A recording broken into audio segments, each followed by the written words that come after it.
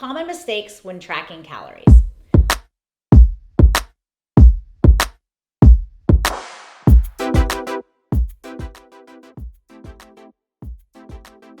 We know one of the foundations to improving energy and performance and reaching your optimal body composition is calories in versus calories out.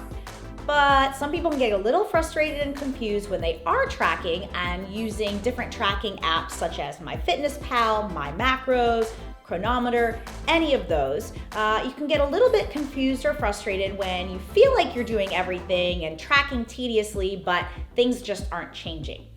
Oftentimes what I'll do is take a look at these food logs just to make sure all the entries are being put in properly.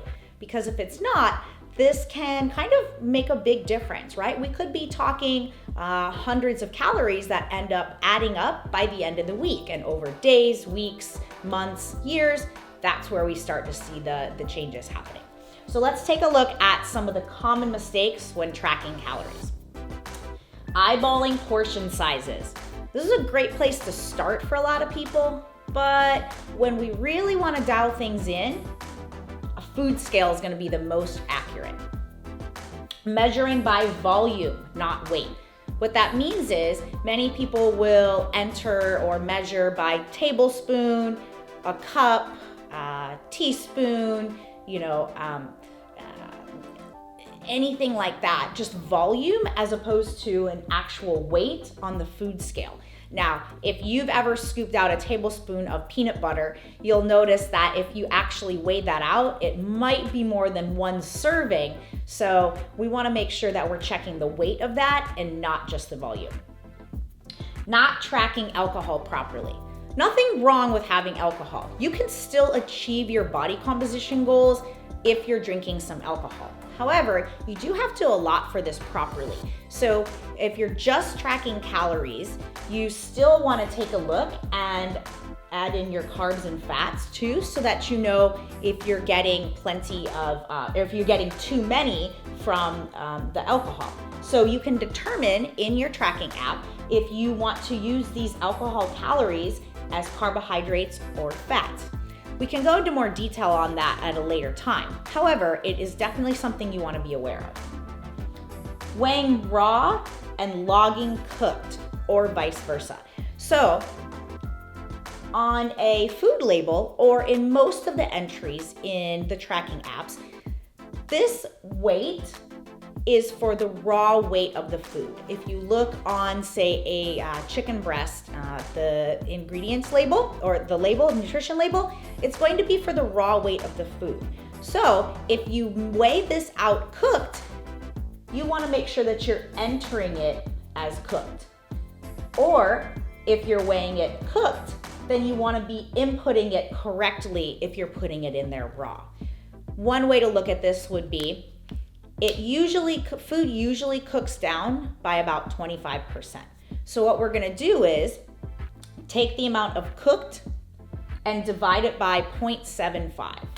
So if you have 3 ounces of cooked meat, you'll divide by 0.75, and that will give you 4 ounces of the raw weight. And that's what you'll enter into your tracking app. This can make a big difference in the amount of protein that you're getting for a serving for a meal and in total calories. And again, that makes the difference in the long run. Not using correct entries. So I see this quite often. Sometimes it just doesn't add up. When I know the nutrition facts for a food already and I see it logged in the tracking app as something completely different.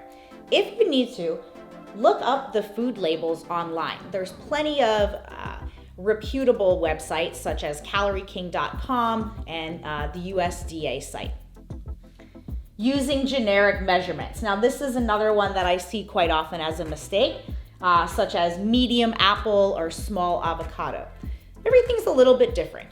Sure, it may just be a few carbohydrates, a few calories and fat here and there, but like I said, it does start to add up. And if you're someone who's feeling like you're being very tedious, meticulous, however, you're still feeling frustrated and confused, this could be one of the reasons. Not planning your day in advance.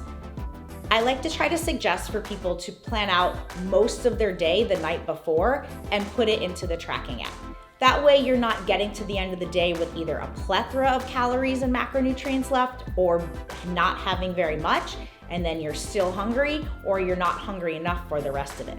That way you're not playing Tetris at the end of the day to try to get it all in there. Lastly, forgetting to track some items. So I also see this mistake quite often. That extra drizzle of oil or dressing, the bites you take off of your kids' plates, those are still calories. And depending on how much of it you're having, it starts to add up.